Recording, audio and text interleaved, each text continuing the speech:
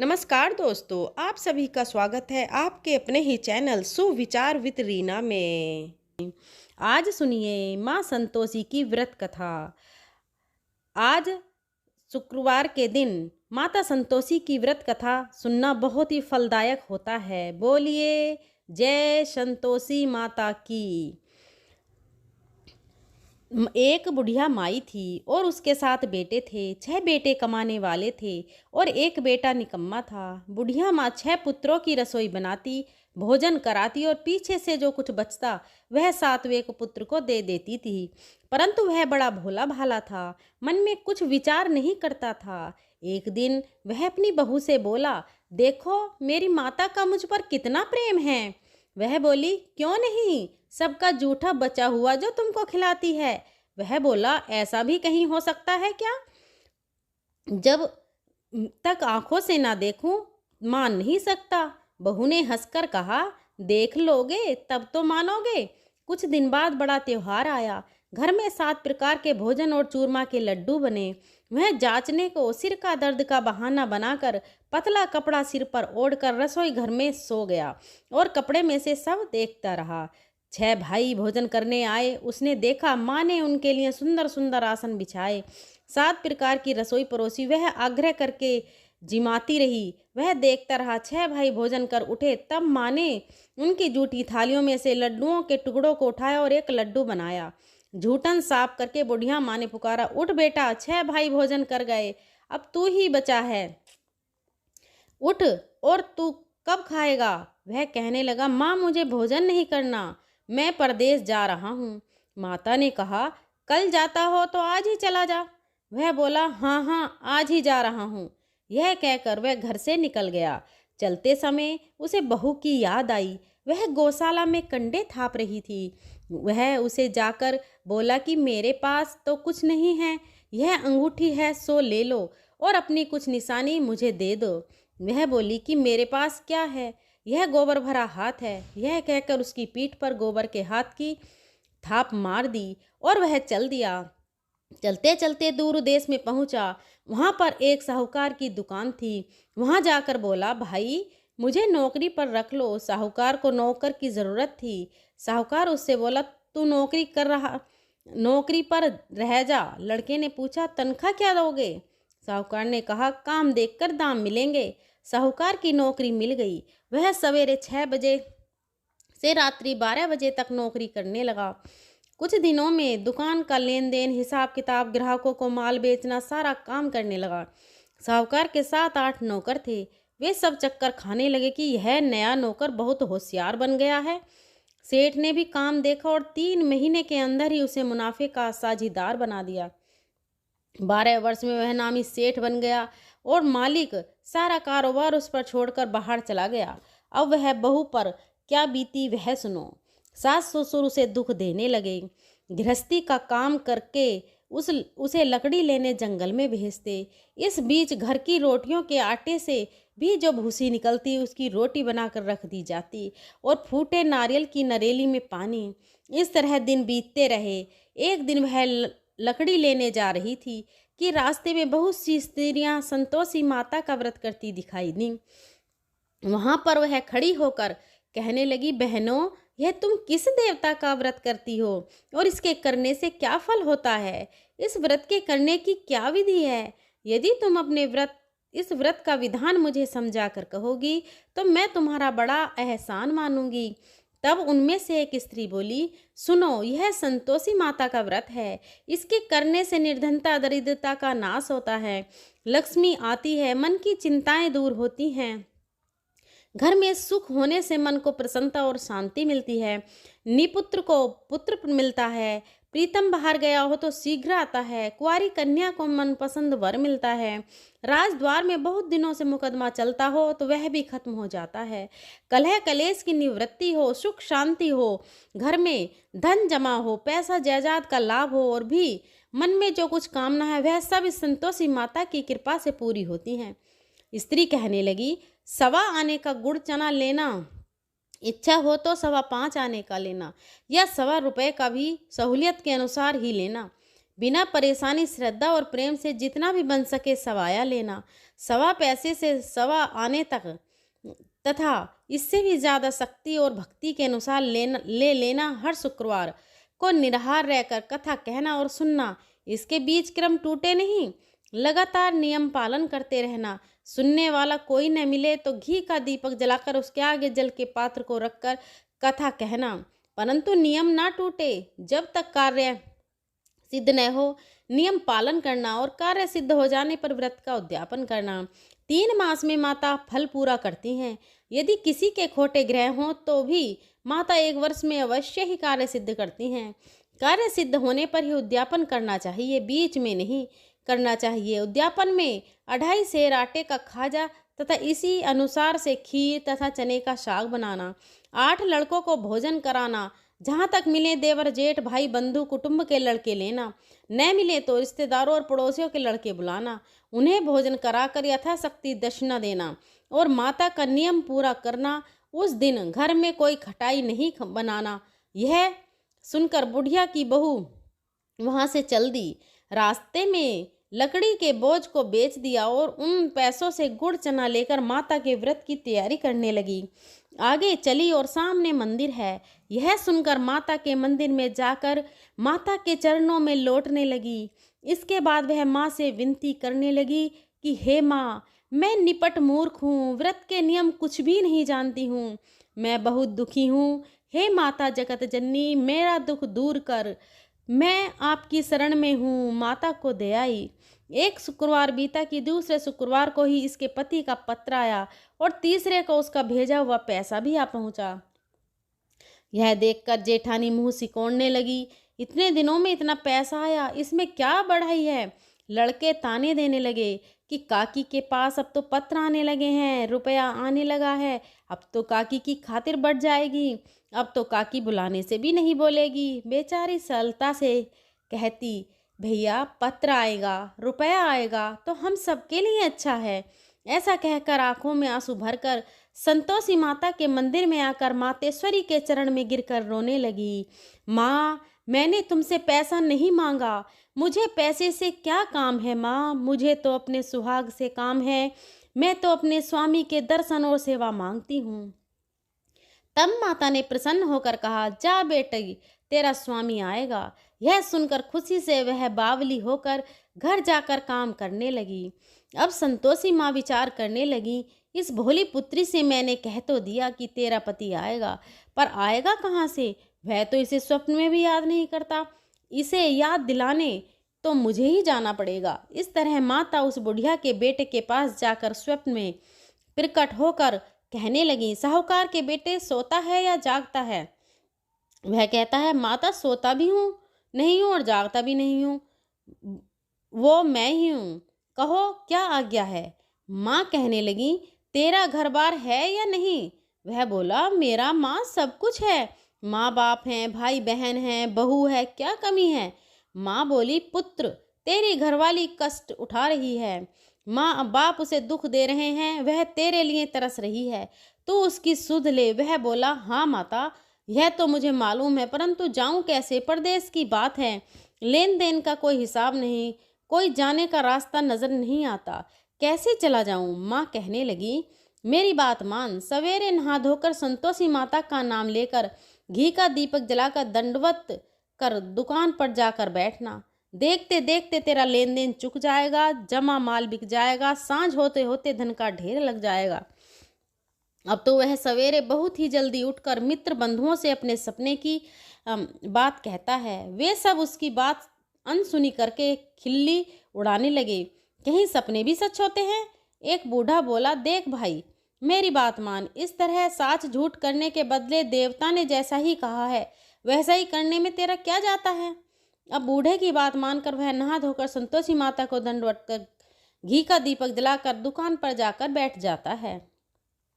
थोड़ी देर में वह क्या देखता है कि देने वाले रुपया लाने लगे और लेने वाले हिसाब लेने लगे और कोठे में भरे सामानों के खरीदार नगद रुपए में पैसा सौदा खरीदने लगे।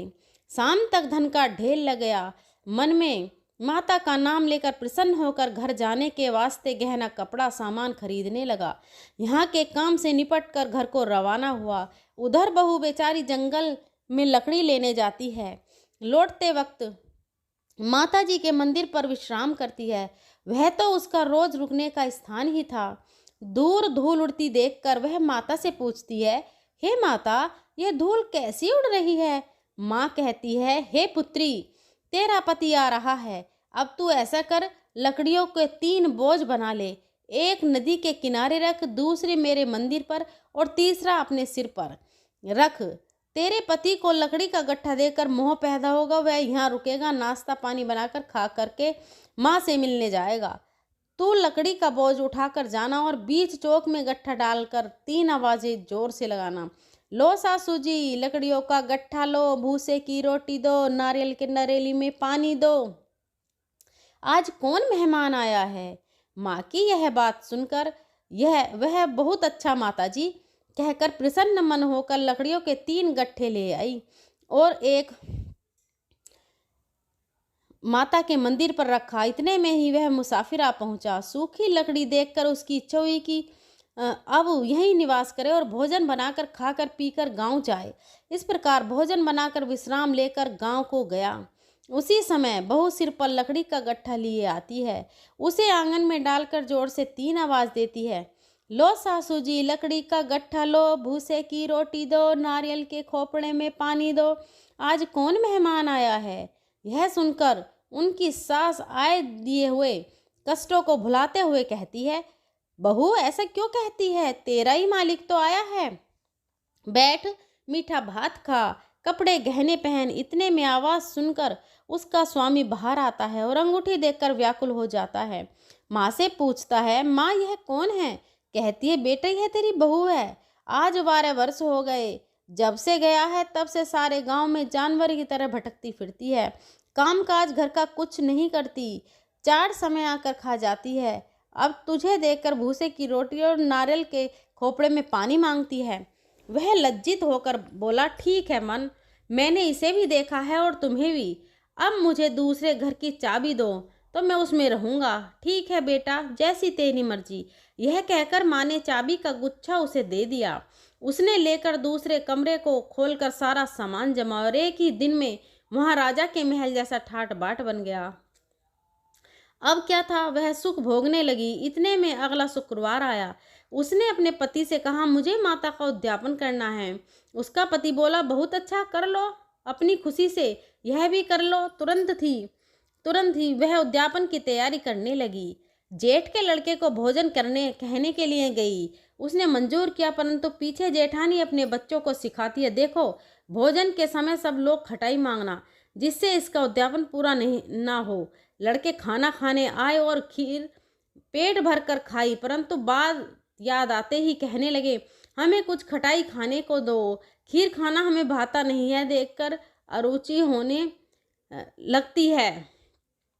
बहू कहने लगी, खटाई किसी को नहीं दी जाएगी, यह तो संतोषी माता का प्रसाद है।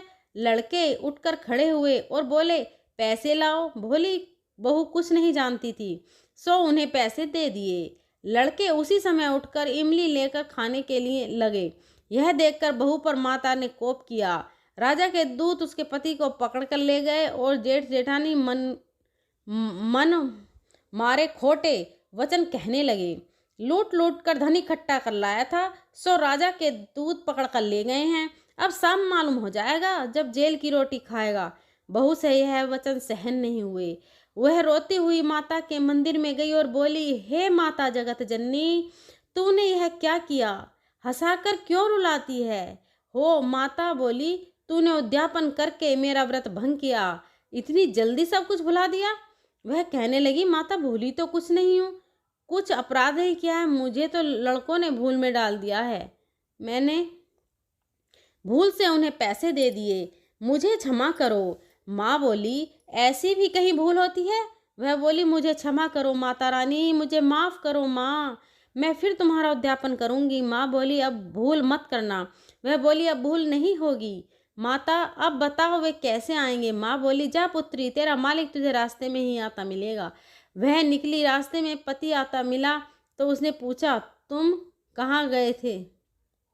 वह कहने लगा, इतना धन जो कमाया है उसका टैक्स राजा को ने मांगा था, वह भरने गया था। वह प्रसन्न होकर बोली, अच्छा हुआ, अब घर चलो। कुछ दिन बाद फिर शुक्रवार आया तो वह बोली, मुझे माता का उद्यापन करना है। पति ने कहा, कर लो। वह फिर जेठ के लड़कों से भोजन को कहने लगी तो जेठानी ने एक दो बातें सुनाई और लड़के सिखा दिए कि तुम पहले ही खटाई मांग लेना। लड़के कहने लगे कि हमें खीर खाना नहीं भाता, कुछ खटाई खाने को दो। तो बहू बोली, खटाई खाने को नहीं मिलेगी, खाना हो तो खाओ। यह कहकर ब्राह्मणों के लड़कों को भोजन कराने के लिए यथाशक्ति दक्षिणा बुलाकर लाई और उन्हें यथाशक्ति दक्षिणा की जगह एक एक फल उन्हें दिया। इससे संतोषी माता प्रसन्न हुई। माता की कृपा होते ही 9 मास उसको चंद्रमा के समान सुंदर पुत्र प्राप्त हुआ और वह पुत्र को लेकर प्रतिदिन माता जी के मंदिर को जाने लगी। माँ ने सोचा कि यह रोज आती है, आज क्यों न मैं ही इसके घर चलूं, इसका आसरा देखूं तो सही। यह विचार कर माता ने भयानक रूप बनाया, गुड़ और चने से सना मुख, ऊपर से सूंड के समान होठ, उस पर मक्खियां भिनभिना रही हैं। दहलीज पर पैर रखते ही उसकी सास चिल्लाई, देखो कोई चुड़ैल, कोई डाकिन चली आ रही है, लड़कों इसे भजाओ नहीं तो किसी को खा जाएगी। लड़के डरने लगे, चिल्लाकर खिड़की बंद करने लगे। बहू रोशन दान में से सब देख रही थी। प्रसन्नता से पगली होकर चिल्लाने लगी कि आज मेरी माता मेरे घर आई हैं। यह कहकर बच्चे को दूध पिलाने से हटाती है। इतने में सास का क्रोध फूट पड़ा। वह बोली कि इसे देखकर कैसे उतावली हुई है, जो बच्चे को पटक दिया। इतने में माँ के प्रताप से जहाँ देखो वहाँ लड़के ही लड़के नजर आने लगे। बहू बोली, माँ जी, मैं जिनका व्रत करती हूँ यह वह संतोषी माता है। इतना कहकर झट से सारे घर के किवाड़ खोल दिए और सबने माता के चरण पकड़ लिए और विनती कर कहने लगे, हे माता, हम मूर्ख हैं, अज्ञानी हैं, तुम्हारे व्रत की विधि हम नहीं जानते। तुम्हारा व्रत भंग करके हमने बहुत बड़ा अपराध किया है। हे माता, बहू को जैसा फल दिया वैसा सबको देना। जो भी यह कथा पढ़े या सुनेगा उसकी सभी मनोरथ पूर्ण करना। प्रेम से बोलिए संतोषी माता की जय। माता अपने सेवक संतोषी अब करते हैं संतोषी माता की आरती। जय संतोषी माता मैया, जय संतोषी माता, अपने सेवक जन की सुख संपत्ति दाता। ओम जय संतोषी माता मैया, जय संतोषी माता मैया, जय संतोषी माता। सुंदर चीर सुनहरी माधर कियो हीरा पन्ना, दम के तन सिंगालीनो। जय संतोषी माता मैया, जय संतोषी माता मैया, जय संतोषी मात। गेरु लाल छटा छवि बदन कमल सोहे, मंद हस्त करुणामयी, मंद हस्त करुणामयी। त्रिभुवन जन मोहे मैया, त्रिभुवन जन मोहे। जय संतोषी माता। माता स्वर्ण सिंहासन बैठी, चबधुर प्यारे धूप दीप धरे। मधुमेवा भोग धरे न्यारे। जय संतोषी माता। माता गुण अरुचना परम प्रियतमा में संतोष कियो, संतोषी कहलाई भगतन वैभव दियो। ओम जय संतोषी माता मैया, जय संतोषी माता। माता शुक्रवार प्रिय मानत, आज दिवस सोही। ओम जय संतोषी माता। भक्त मंडली छाई कथा सुनत मोही, मैया कथा सुनत मोही। भक्त जय संतोषी माता, मैया जय संतोषी माता। संतोषी माता के मंदिर जगमग ज्योत जले, मंगल ध्वनि छाई विनय करे हैं हमें, बालक चरणन सिर आई। जय संतोषी माता। संतोषी माता भक्ति भाव भय पूजा स्वीकृत कीजे, जो मन बसे हमारी इच्छित फल दीजे। जय संतोषी माता। संतोषी माता दुख दारिद्र्य रोगी संकट मोक्ष, बहुधन धान्य भरे सुख सौभाग्य दिए। संतोषी माता, मैया संतोषी माता। ध्यान धरो जिस जानन मन वांछित फल पायो, पूजा कथा श्रवण कर आनंद आयो। जय संतोषी माता, मैया जय संतोषी माता। माता शरण गहे की लज्जा रखियो जगदम्बे, संकट तू ही निवारे दयामयी अम्बे। ओम जय संतोषी माता। जो को न संतोषी माता की आरती जो कोई नर गावे, रिद्धि सिद्धि सुख संपत्ति जी भर कर पावे। ओम जय संतोषी माता। प्रेम से बोलिए संतोषी माता की जय। लक्ष्मी मैया की जय।